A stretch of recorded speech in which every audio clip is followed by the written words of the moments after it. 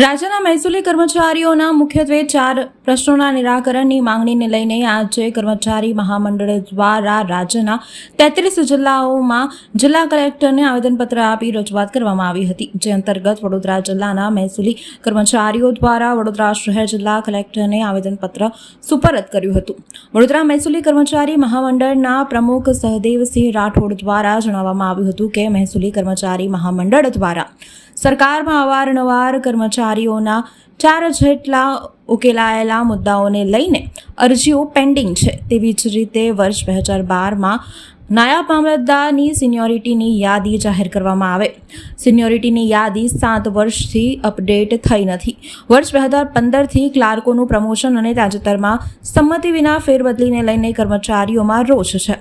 સંમતિ વિના બદલી કરવામાં આવેલા 25 જેટલા કર્મચારીઓને મૂળ જગ્યા ઉપર પરત લાવવાની માંગને લઈને જિલ્લામાં આવેદનપત્ર આપવામાં આવ્યું હતું। મહેસૂલી કર્મચારી મહામંડળ વડોદરાના ઉપપ્રમુખ ચિરાગ રાણાએ પણ આવેદનમાં કરેલ રજૂઆત સંદર્ભે જણાવ્યું હતું કે આવેદન આપ્યા બાદ 10 દિવસમાં માંગણીઓનો હકારાત્મક ઉકેલ નહીં આવે તો ગુજરાત મહેસૂલી મહામંડળ દ્વારા તમામ જિલ્લાઓમાં કર્મચારીઓ દ્વારા કાળી પટ્ટી ધારણ કરી માસ સીએલ અને હડતાલ જેવી વિવિધ કાર્યક્રમો તબક્કાવાર રીતે કરવામાં આવશે। વડોદરા જિલ્લા કલેક્ટર અનિલ ધામલિયાએ આવેદન સંદર્ભે જણાવ્યું હતું કે મહામંડળ દ્વારા જે રજૂઆત કરવામાં આવી છે તે વિભાગમાં મોકલીશું, ત્યારબાદ સરકાર દ્વારા કાર્યવાહી હાથ ધરાશે। કર્મચારીઓ દ્વારા આવેદનપત્ર આપી રાબેતા મુજબ પોતાની ફરજ ઉપર ચડી ગયા હતા। આજે અમે કુલ 4 મુદ્દાઓ માટે આવેદનપત્ર આપ્યું છે। એક 2012ના નાયબ મામલતદારોની સિનિયોરિટી યાદી પ્રસિદ્ધ કરે, 2015ના ક્લાર્કને પ્રમોશન આપે,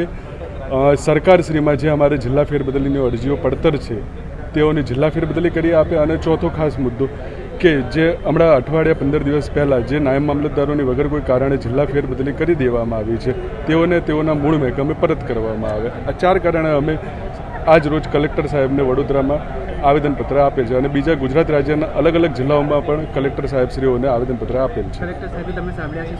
હા, કલેક્ટર સાહેબે કીધું કે આ બાબતે સરકારશ્રીમાં યોગ્ય નિકાલ કરશે અને ચર્ચા કરશે। રેવન્યુ કર્મચારીઓ દ્વારા વિવિધ પ્રકારની માંગણીઓ, એમની અંદર ક્લર્ક, રેવન્યુ તલાટી અને નાયબ મામલતદાર આ ત્રણેય સંવર્ગની જે માંગણીઓ છે એ માંગણીઓ બાબતે વિવિધ એમની પડતર માંગણીઓ છે એ બાબતે આવેદનપત્ર આપવામાં આવ્યું છે। એમની અંદર તાજેતરમાં થયેલી ટ્રાન્સફર્સ, એમના પ્રવર્તા યાદી અને અન્ય મુદ્દાઓ વિશે એમણે આવેદનપત્ર આપ્યું છે। માંગણીઓ એમની આપણે વિભાગમાં મોકલીશું અને ત્યાર પછી સરકાર દ્વારા નિયમો અનુસારની કાર્યવાહી આગળ